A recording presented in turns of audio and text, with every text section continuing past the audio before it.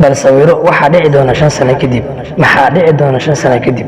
dhammaan social media uu isbedeli doonaa sida la shaaciyay Facebook waxaa loo bedeli doonaa metaverse waxaa la hirgelin doonaa mashruuca metaverse dadka oo dhan waxay ku noolaan doonaan duni qiyaali ah waxayna jeclaan doonaan dunidaas qiyaaliga ah iyagoo ka doorbidaya tan dhabta ah dhammaan dadku waxay noqon doonaan maqna joogayaal dad wada xawilan iyagoo ku jira noloshaas mugdiga ah waxay ilaawi doonaan dadkaasi dhimashada xitaa mashruuca metaverse markuu yimaado qoys walba oo hal guri ku wada nool waqti iskuma heli doonaan waxay noqon doonaan dad jir ahaan u wada jooga laakiin maskax ahaan u kala maqan adduun iyo aakhiraba iyadoon loo shaqaysan ayuu qof kastaana dhiman doonaa 5 sano kadib run ahaantii waxaad isweydiinaysaa waa maxay metaverse sababta saamaynta intaas dhan la eg oo u yeelanayaana maxay tahay mashruuca Facebook lagu bedeli doono ee metaverse sababta ku kalifaysa in dhammaan dadku ay sidaas u wada dhaqmaan iskuna bedelaan maxaa sababi kara daawada si aad u ogaatid metaverse wuxuu yahay nala joog ilaa iyo dhamaadka muuqaalka gebi ahaanba waxaa la bedeli doonaa qaabka uu u shaqeeyo Facebook arrinkaana waxaa shaaciyay milkiilaha Facebook ee Mark Zuckerberg says in 5 years, Facebook will not be the social media company as we know it. It'll be a metaverse company. So I think of the metaverse as the next generation of the... metaverse waa mashruuc la hirgelin doono oo ku cusub dhammaan dunida teknolojiyadda si aad qadka u gashid ugu horeyn waa lagama maarmaan inaad hesho mobil ama laptop sidoo kalena waa lagama maarmaan inaad daatada furatid ama weydiga aad isticmaashid intaas kadib waxaad noqonaysaa qof si toos ah uga isticmaalaya mobilkiisa social media nidan aan ku noolnahay waxay dadka dhammaan saaxiibo ku leeyihiin baraha bulshada waxaad arkaysaa family hal guri ku wada nool hal goob wada fadhiya haddana aan isla hadlayn sababtoo ah qof kastaaba wuxuu ku mashquulsan yahay isticmaalka social media waxaa la yaab ah dhammaanna aan wada aragnaa haddaad la hadasho qof isticmaalaya social media kuna mashquulsan mobilkiisa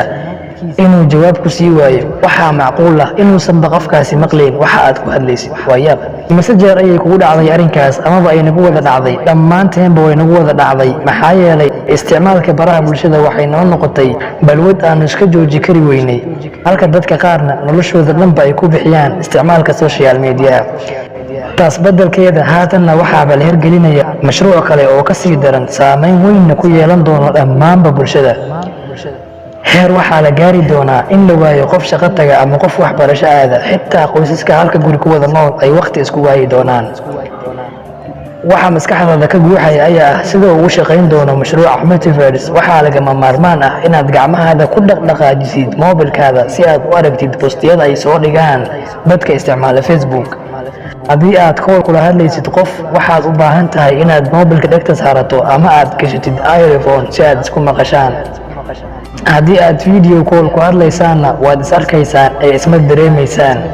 haddaba sidaasi wuu ka duwan yahay metaverse milkiilaha Facebook ee Mark Zuckerberg gebi ahaanba wuxuu joojin doonaa qaabka uu u shaqeeyo Facebook iminka iyadoo loo bedeli doono metaverse inaad isticmaasho metaverse waxaa kaa xigi doona miraayad indhaha la gashanayo waxaad dhex geli doontaa duni kale oo qurux badan duni kale oo si casriyaysan u dhisan ahna dunida social media gaari ayaad ka dhex iibsan kartaa nooca doonto dunidaas sidaa doonto ayaad noogu dhex noolaan kartaa dunidaas sidoo kale gurigaad jeclaato ayaad ka dhex iibsanaysaa dunidaas qiyaaliga ah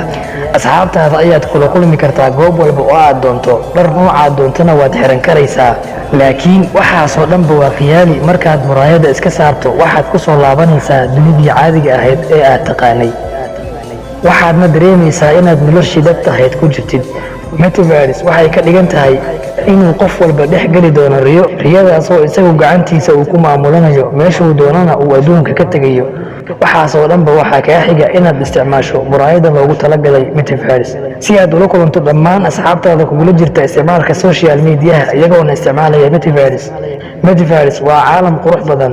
waa duni labaad oo qiyaali ah laakiin ay wax kasta dhex yaalaan oo uu qofku u baahdo meel kastay jeclaadaan inay ka tagaan isaga iyo asxaabtiisuba way ka tagi karaan xilligay doonaanna way geli karaan metaverse xilligay doonaanna way ka bixi karaan iyadoo dadka qaarna aysanba iska saarin baahida loo isticmaalo metaverse si ay isaga dhex jiraan dunidaas quruxda badan ee khiyaaliga ah. qofku wuxuu ku noolaanayaa